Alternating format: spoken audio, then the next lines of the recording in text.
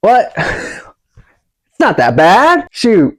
So you're saying I'm one barbershop trip away from looking like a soldier, where you're 3 months in the gym from looking like a soldier.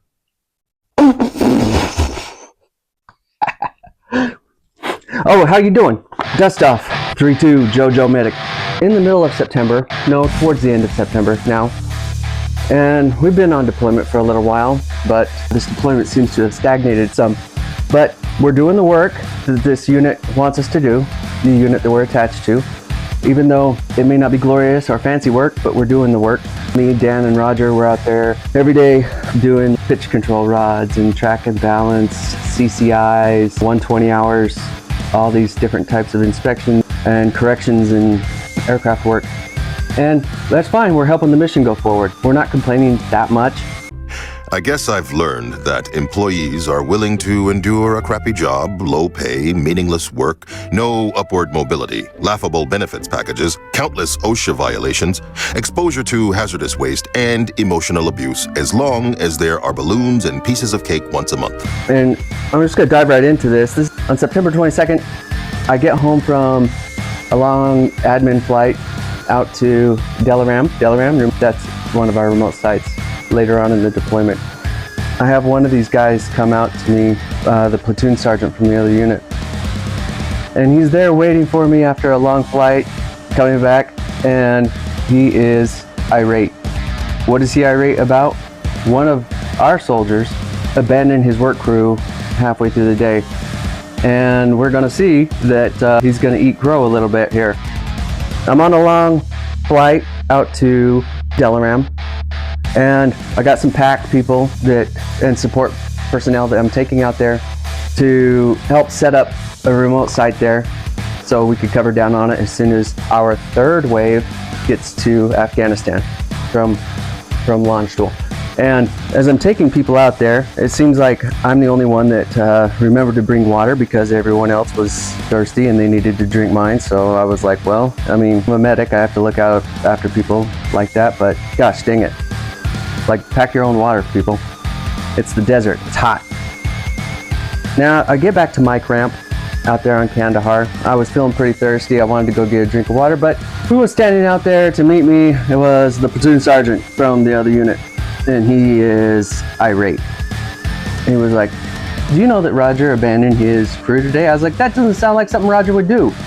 But I'll go find him and get the story and I'll get back with you. So I walked a few miles down the road to get to the cans where we're all sleeping, and I knock on Roger's door, and he's taking a well-deserved nap. And he's like, well, what's the deal? I said, Roger, these guys are telling me that you abandoned their crew. And Roger, he came with receipts. He wrote down the pilot's name, he wrote down the time, he wrote down what was said, and he handed it off to me, and he was like, these guys are incorrigible.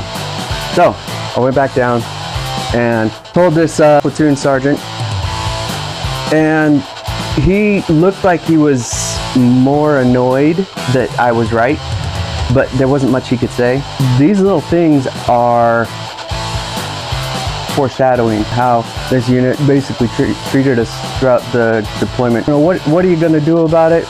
Not much. There's not a lot you could do about it, but if you're in a similar situation and you have people falling in under you, make sure you take care of them. They're there to help you. You want to send them out to do crap details and you want to constantly stab them in the back, keep in mind you're flying on the aircraft they're working on. You probably want them to be focused and you want them to be dialed in. So don't treat them badly. So I talked to Tawny and she had good news for me. See, a couple days earlier, I was on the computer and I saw an email that said, hey, you made Army Family of the Year. Army of the Year? Why would little old Joe Campbell get Army Family of the Year? Well, not because of me or anything that I did, but because of what my wife did. See, Tawny she ran like several charities, and I talk about it some in my other videos when I'm deployed, and her charities gained enough traction and enough notoriety that someone nominated us for Army Family of the Year. And look at that, little old pawn on the chessboard gets nominated for something like that. That's kind of cool. We thought that was kind of awesome. And so when I called Tawny up, she says, hey, we made Army Family of the Year. I was like, Well, that's awesome that they did that for us. But the bad news is I probably won't be able to go because, you know, I'm stuck here on this deployment, and I don't think the Army would release a soldier for like PR stuff. I said, don't keep your hopes up. And another cool thing that she told me was that she had recently raised her prices. And I was like, well, good for you. And she's like, not only did I raise my prices, but she was like, the work hasn't slowed down. I thought I could slow the work down a little bit, slow the workflow through my studio by raising my prices. But she raised her prices to what she felt like she was worth, which she always does an excellent job on her photography. And there just was a higher demand for a good photographer in the KMC, Kaiser Slaughtered Military Community.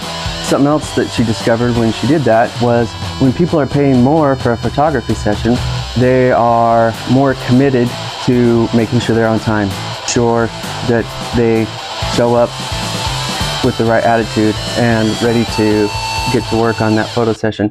It makes sense to me in low resolution, but as I adopt stuff like that, I'm a little more liberal with my time, and people take advantage of me because of that.